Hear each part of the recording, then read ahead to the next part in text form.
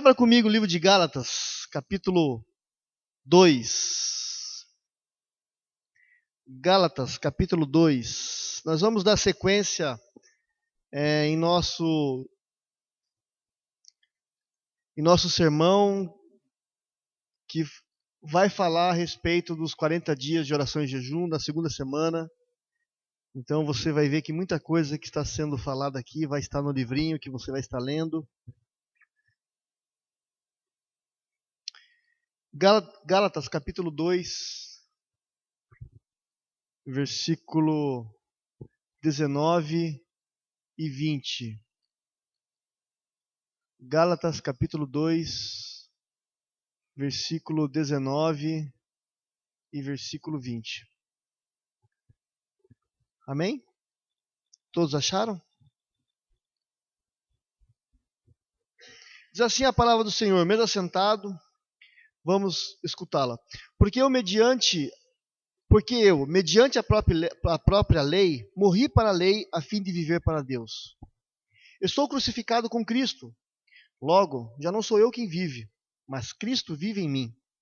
E esse viver que agora tenho na carne, vivo pela fé no Filho de Deus, que me amou e a si mesmo se entregou por mim. Amém? Feche seus olhos, vamos orar.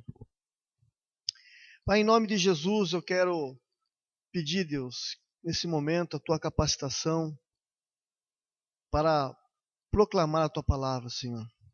Que o Teu Espírito Santo, Deus, esteja potencializando essas palavras através dos meus lábios, para que essas palavras possam alcançar o coração dos meus irmãos e impactá-los e trazer mudanças em suas vidas. Senhor, que essa palavra, Deus, possa dar frutos, ó Pai, em suas vidas, em nome de Jesus, ó Pai. Que o Senhor, ó Pai, abra os nossos ouvidos para ouvirmos a Tua voz. O Senhor sabe como falar com cada um aqui, Senhor. O Senhor sabe o jeitinho de alcançar os nossos corações, o coração de cada um, Senhor. E eu peço, Deus, nessa noite, que o Senhor abra os nossos corações e faça com que eles sejam um coração onde o terreno seja um terreno fértil, para que a sua semente da Tua palavra caia e possa dar frutos, ó Pai. Eu também peço, Deus, que toda ação do inimigo em tentar roubar essa palavra caia por terra agora, em nome de Jesus, ó Pai. E que a nossa mente esteja cativa somente a Ti. Em nome de Jesus. Amém e amém. Amém, irmãos?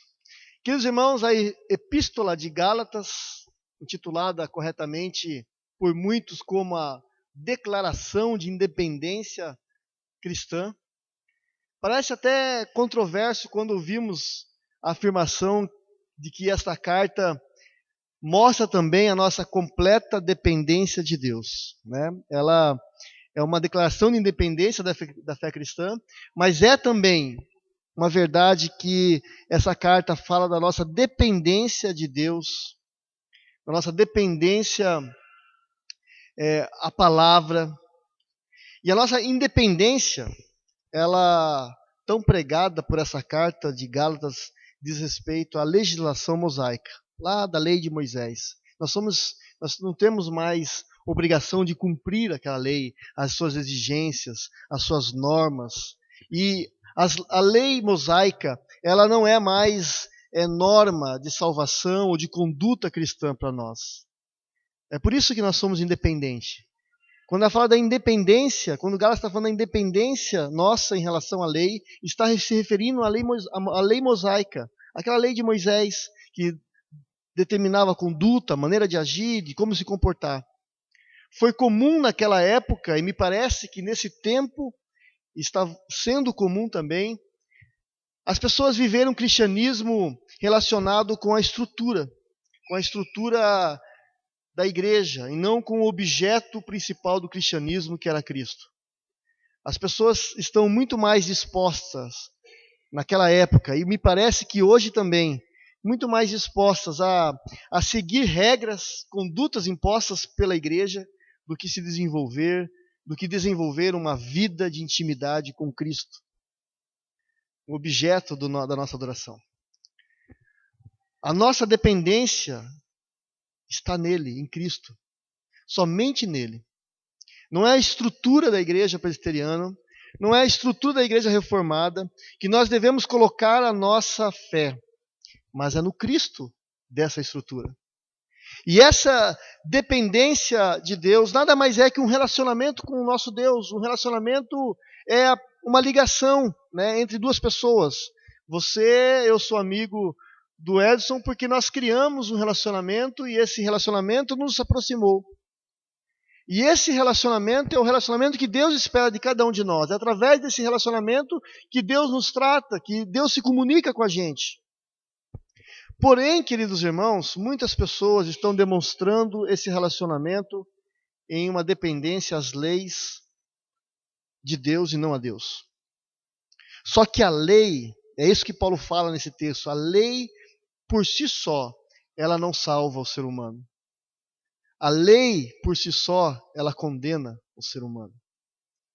E no verso 15 ao 21 desse texto a qual nós lemos, de Gálatas, Paulo começa então a tratar de uma importante questão teológica de como uma pessoa é salva. Paulo deixa claro, queridos irmãos, que a salvação vem somente pela graça de Deus. Você pode ler esse texto depois. É um texto muito lindo, lê ele por completo, inteiro. Mas Paulo deixa claro que a salvação ele vem somente da graça de Deus por meio da fé e que a pessoa, por meio da fé que a pessoa tem em Cristo. Não há nada que eu possa fazer para eu ser salvo. Não há nada que você possa fazer para você ser salvo. Mas Deus, por meio de Cristo, através do seu amor, através do sacrifício da cruz, Ele já fez tudo para a nossa salvação. E o apóstolo Paulo, então, ele conclui que se a pessoa fosse salva por obedecer à lei mosaica, aquela lei do Antigo Testamento, então Cristo teria morrido à toa. O sacrifício vicário seria em vão. Se nós começarmos a colocar a nossa fé na lei, na estrutura, o que o Senhor Jesus fez por nós na cruz, não vale de nada. A palavra do Senhor diz lá em Efésios capítulo 2, versículo 8, pois vocês são salvos pela graça, por meio da fé. Isto não vem de vocês, é dom de Deus. Obras da lei poderia justificar uma pessoa, pode justificar uma pessoa somente se ela guardar toda a lei. E é por isso que Jesus teve que morrer, porque o ser humano não consegue guardar toda a lei, o ser humano é pecador. Nós tropeçamos a cada dia. E Tiago, capítulo 2, versículo 10, ele diz o seguinte, olha, porque qualquer que guardar toda a lei e tropeçar em um só ponto, torna-se culpado de toda ela. Então não tem como, se o Senhor Jesus não viesse nessa terra e morresse na cruz e nos lavasse, nos alcançasse pela sua graça, não teria como nós ser salvos, porque não temos como cumprir a lei. Cristo morreu porque todos são pecadores, tanto judeus como gentios, tanto ateus como religiosos. A Bíblia diz que todos pecaram e carecem da glória de Deus. E se nós voltarmos para a lei, colocarmos o nosso coração na lei, negamos a graça de Cristo e ela invalida a morte de cruz. O tema dessa noite, meus irmãos, é compromisso de viver para Cristo. O compromisso de viver para Cristo. A verdadeira vida cristã, o verdadeiro compromisso de se viver uma vida em Cristo, para que isso aconteça, nós dependemos de Deus. O apóstolo Paulo diz que não sou eu quem vive, ele diz um texto, mas Cristo vive em mim. Mas para que isso aconteça, meus irmãos, há algo que precisa acontecer em nossas vidas. E esse algo é que nós precisamos morrer para nós mesmos. E a ideia aqui da morte, que o apóstolo Paulo fala, não vivo mais eu, mas Cristo vive em mim, e agora o que eu vivo na carne, né, a lei que vivo na carne, vivo para a glória de Deus. A ideia aqui dessa morte é a morte do eu, do egoísmo. O ser humano, ele é egoísta. No momento em que eu entreguei a minha vida a Cristo, eu recebi do meu Senhor Salvador a salvação. E quando eu fiz isso, eu morri para esse mundo espiritual. Eu morri para o meu pecado. Eu morri para a minha carne. Eu morri para Satanás. Se os irmãos perceberem, os livros que mais vendem hoje, os best-sellers, né? Está entre os best-sellers nas livrarias hoje, são os chamados livros de autoajuda. São livros que possuem aí um princípio de ensino do individualismo, né? Ensinam que ninguém precisa de ajuda para ser bem-sucedido, depende de você. Você não precisa de um professor, de um guia, só depende de você.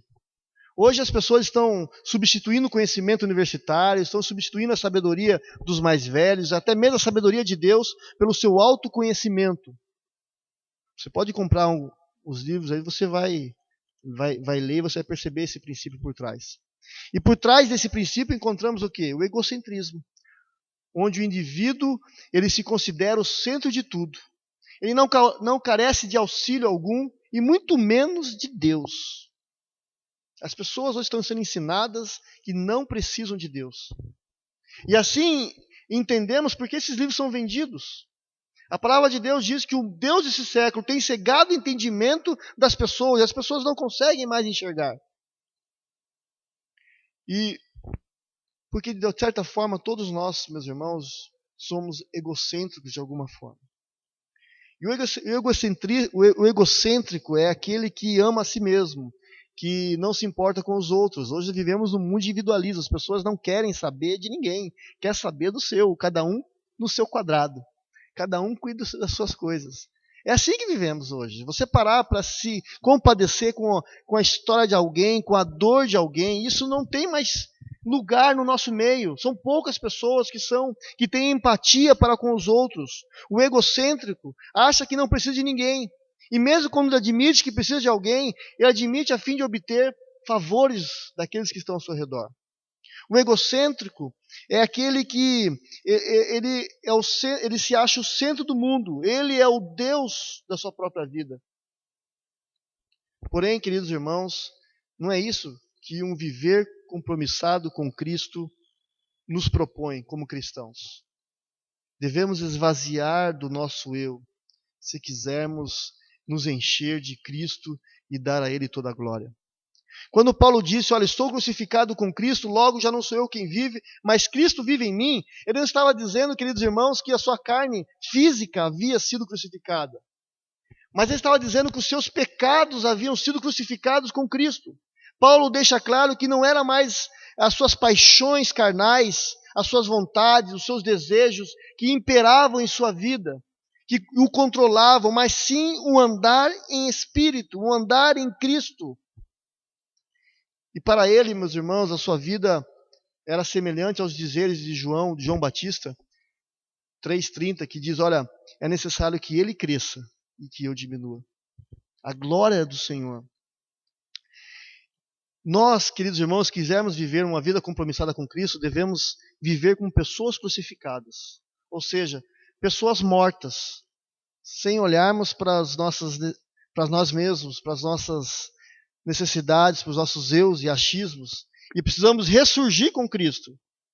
Tem um fato verídico, uma ilustração, mas é um fato que aconteceu. É um missionário chamado Sundar Singh, um grande missionário. Ele propôs ir ao Tibete para evangelizar os habitantes de Tibete. E a viagem foi difícil, pois ele foi obrigado a caminhar na neve sob os implacáveis ventos do Himalaia. E em sua companhia viajava também um tibetano que estava retornando para o seu país. E de repente, esse missionário viu na neve um corpo de um homem. E ele se aproximou e percebeu que a vida estava naquele homem ainda. E ele fez um sinal para aquele tibetano vir e ajudar aquele homem, né? E para que eles pudessem carregar aquele homem, ajudar a carregar aquele homem que estava caído e fatalmente haveria de morrer congelado. E o tibetano não quis, ele protestou e ele negou-se a prestar ajuda e disse o seguinte, olha, se nós não acelerarmos os nossos passos, o Senhor e eu estaremos mortos dentro de alguns minutos, por conta do frio, né? O missionário Sundar, né, o nome dele é Sundar, não deu ouvidos à sugestão do seu companheiro e colocou aquele homem nas costas e foi seguindo o mesmo caminho do tibetano. Se antes já era difícil caminhar na neve, ainda mais agora, carregando alguém em suas costas, em seus ombros, o peso de um homem dificultava muito mais a caminhada. E lá adiante, depois de uma boa caminhada, o missionário notou que na frente jazia mais um corpo de um homem. E quando ele chegou perto, aquele tibetano que ele havia chamado estava morto pelo rigor do frio, da friagem assassina do Himalaia. E o missionário então entendeu, queridos irmãos, que naquele instante, ele entendeu naquele instante que também teria morrido se não tivesse o fardo em suas costas. O intenso esforço que ele fez manteve o seu corpo quente e salvou-lhe a vida. E a atitude individualista do tibetano, egocêntrica, matou, enquanto a generosidade do missionário salvou. E o que as pessoas não percebem hoje é isso, que o individualismo mata a si próprio, aquele que pratica o individualismo. Um dos maiores inimigos da nossa vida cristã, do nosso compromisso de andar com Deus, é o nosso ego, os nossos desejos pessoais. A Bíblia chama esse inimigo de carne. O apóstolo Paulo descreve essa luta interior da seguinte maneira, ele fala, olha, pois a carne deseja o que é contrário ao espírito, e o espírito o que é contrário à carne. Eles estão em conflito um com o outro, de modo que vocês não fazem o que desejam. Gálatas capítulo 5, versículo 17. Na vida cristã, meus irmãos, a única forma de vencer é reconhecer que já estamos crucificados com Cristo. E isto tem diversas implicações para a nossa vida cristã. E eu vou separar apenas duas. Se você quer ter um compromisso de viver para Cristo, existe implicações. E uma implicação é a relação ao seu compromisso com Ele. E a segunda é a atitude para a qual você tem com Ele. Na questão do compromisso, queridos irmãos, lá em Romanos capítulo 6, versículo 11, o apóstolo Paulo diz assim, assim também vós considerai-vos mortos para o pecado, mas vivo para Deus em Cristo Jesus. Se você quer andar com Cristo, ter um compromisso verdadeiro com Cristo, você precisa se considerar morto para o pecado. Notem que o apóstolo Paulo ele utiliza a frase considerai-vos mortos para o pecado. É claro que qualquer cristão está vulnerável ao pecado e pode cometê-lo. O próprio apóstolo Paulo sentia constantemente a fúria da sua natureza pecaminosa. E ele disse, né? Olha, aquilo que eu quero fazer eu não consigo, mas aquilo que eu não quero eu acabo fazendo. Mas isso deveria ser uma exceção à regra no meio dos cristãos. Cometemos pecado, pois somos pecadores. Mas não cometemos porque gostamos de pecar.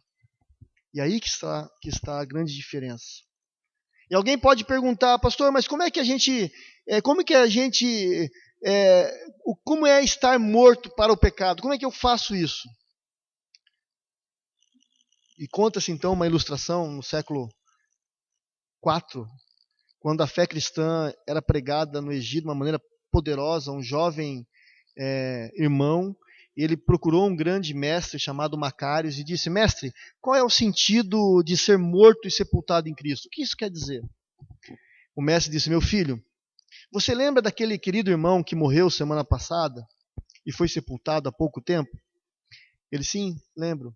Então faça o seguinte, vá agora no sepulcro dele e conta-lhe todas as coisas maldosas que você já escutou dele e diga que nós estamos contentes que ele morreu. E agradecidos pelo livramento, por nos livrarmos dele.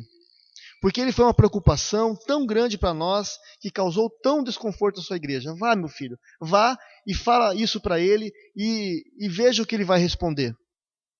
O jovem ficou surpreso, duvidou realmente se tinha entendido direito, e o mestre Macários falou assim, não, vá lá, faça como eu te mandei, e venha com a resposta daquilo que ele vai dizer. O moço fez o que o mestre mandou, né, e ele chegou e disse, bem, o que o nosso irmão disse? Ele não disse nada, mestre. Como podia dizer uma coisa dessa? Ele está morto. Ah, então você faz o seguinte, vá agora de novo lá no túmulo dele e repita todas as palavras bondosas e lisonjeiras que você ouviu sobre ele. Diga-lhe o quanto sentimos da sua falta, diga quão grande santo ele foi, quão nobre quão nobre obra ele fez no nosso meio, como a igreja estava inteira, a igreja inteira dependia dele, e volte depois e conta-me o que ele disse. O jovem começou a entender aquilo que o mestre queria ensinar, e voltou ao túmulo, dirigiu as palavras àquele morto, e depois voltou e disse, mestre, ele está morto e sepultado, não disse nada. E o mestre disse então para o jovem, você sabe agora, meu filho, o que é ser morto em Cristo. Louvor e censura não são para aqueles que estão realmente mortos e sepultados em Cristo. O que essa ilustração quer dizer, meus irmãos? Que estar morto em Cristo significa não responder aos nossos desejos, não responder aos nossos estímulos mundanos. Muitos de nós cristãos, muitos dos cristãos modernos, estão vivendo na prática do pecado, dando um mau testemunho, sujando o cristianismo, vivendo de uma forma dúbia, satisfazendo os desejos da carne, vivendo de acordo com seus planos, com a sua vontade, com seus ideais, com seus pensamentos. Mas, ao mesmo tempo, querem viver com Cristo. Mas não tem como. E essa é a razão de falta de poder no meio da igreja. Essa é a razão da frieza espiritual de muitas pessoas dentro da igreja. Precisamos dar plena liberdade para Cristo, para que Cristo viva a sua vida em nós, de uma forma poderosa. E isso sim, queridos irmãos, irá mudar radicalmente o nosso viver, pois viveremos a dimensão espiritual. Mas para isso, queridos irmãos, precisamos morrer. Morrer para a carne, morrer para o pecado. O apóstolo Paulo, escrevendo nos Romanos, capítulo 7, versículos 5 a 6, eu vou ler para os irmãos, não preciso abrir, diz assim, pois quando éramos controlados pela carne, as paixões pecaminosas despertadas pela lei, atuavam em nosso corpo, de forma que dávamos frutos para a morte. Mas agora, morrendo para aquilo que antes nos prendia, fomos libertados da lei para que sirvamos conforme o novo modo do Espírito, e não segundo a forma velha. Daí lembramos daquele texto, né?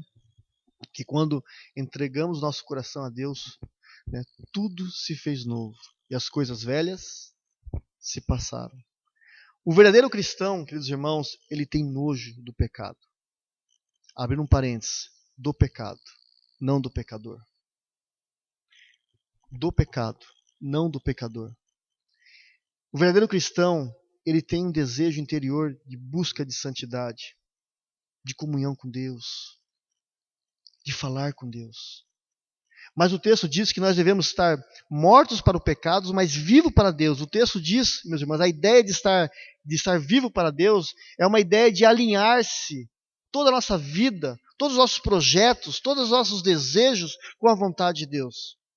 Em outras palavras, tudo que fizemos, né, ou formos fazer, tudo aquilo que aonde vamos aplicar o nosso tempo, os talentos e recursos, devemos fazer para cumprir a vontade de Deus, para fazer aquilo que agrada a Deus.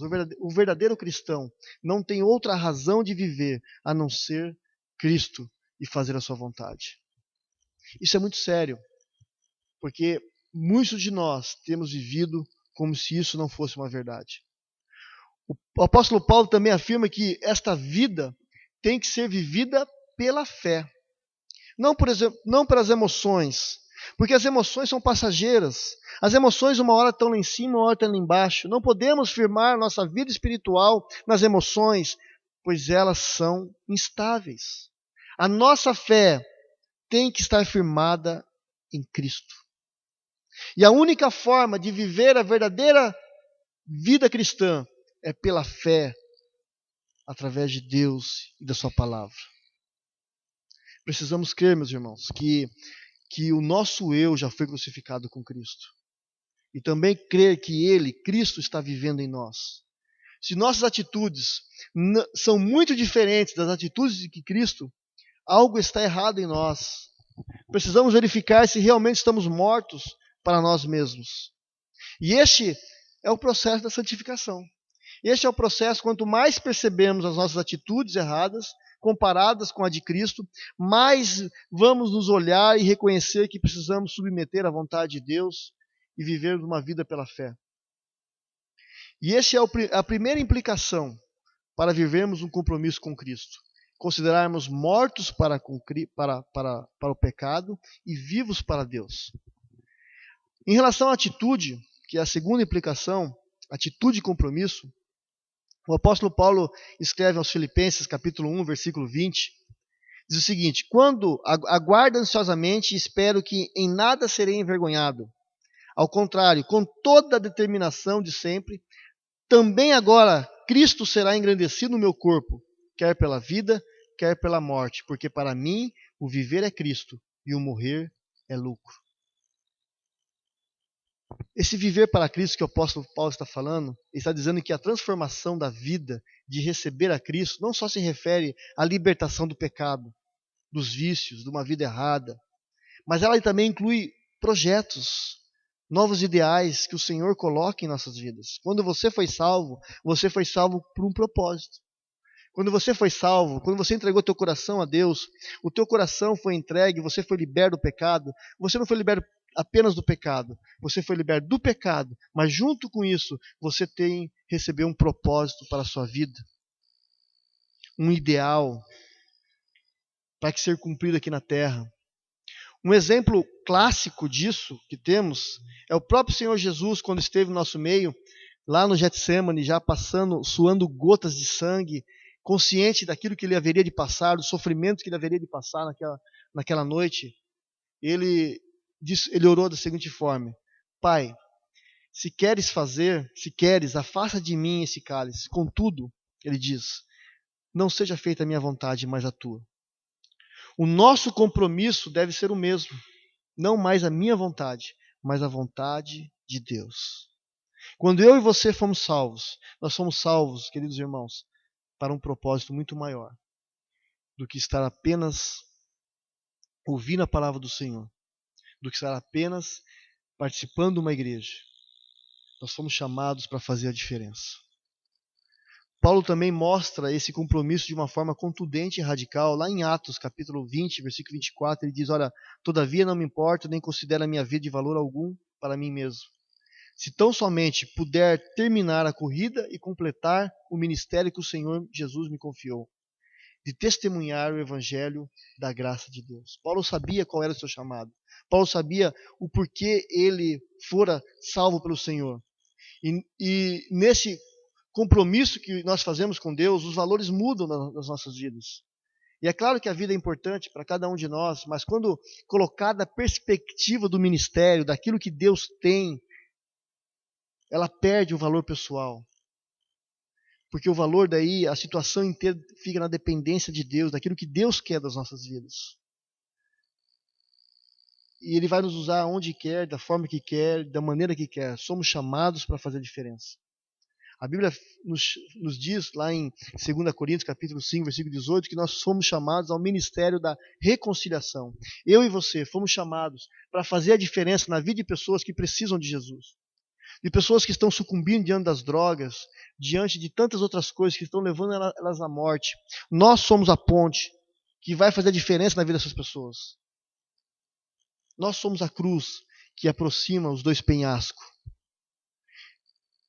E é por isso, meus irmãos, esse ministério, né, que Jesus nos dá, de a reconciliação, é o ministério de fazer discípulos. Por isso nós devemos consagrar totalmente as nossas vidas para servir ao Senhor. É por isso que não fomos só, o compromisso não é só ser liberto do pecado, viver uma vida santa, mas é muito mais que isso. Precisamos levar as pessoas a conhecê-lo. O nosso Salvador, o nosso Senhor a quem nós amamos, ajudá-las no seu crescimento espiritual, até que elas também tenham capacidade e compromisso de ajudar outros. O que seria de nós se alguém um dia não chegasse para nós e falasse, olha, existe um Deus que pode mudar a sua vida. Eu não estarei aqui essa noite. Quando Paulo fala que morrer é lucro, ele está apenas nos lembrando que não devemos temer nada.